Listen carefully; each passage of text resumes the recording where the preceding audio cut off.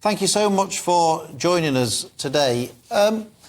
Just tell us what happens today. What events take place during the day to commemorate Holocaust Memorial Day?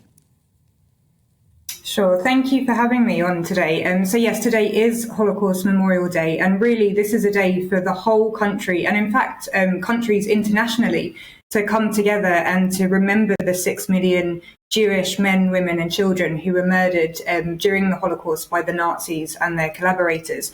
So there were events across the country today in schools, universities, government departments, workplaces, so many people coming together, thousands of people coming together, just to remember those who were murdered and also to honour those who survived as well. You'll see lots of Holocaust survivors speaking at events. And really, we're so fortunate to still have some of those remaining eyewitnesses with us.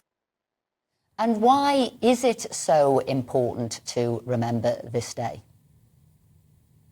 Sure. So it's now 78 years on from the liberation of Auschwitz-Birkenau. But really, the Holocaust was completely unparalleled in history. It shook the foundations of the modern world and defined the 20th century.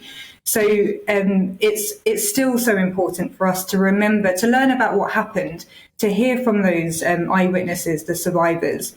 And actually, just last week, an Auschwitz survivor, Ziggy Schipper, he passed away on his 93rd birthday, and the survivors are becoming fewer and frailer. And that just makes it all the more urgent and brings a new poignancy to this, that we need to hear their voices and we need to remember what happened.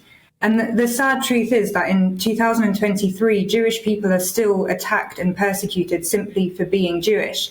For the first half of last year, in 2022, the Community Security Trust noted 786 incidences of anti-Semitism.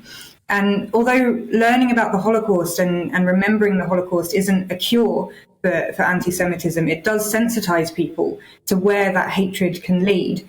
And sadly, it seems like we still haven't learned our lessons, both in terms of anti-Semitism, but also there have been subsequent genocides since as well. So even though we're 78 years on and it's moving into history as opposed to living history, it's still as relevant as ever.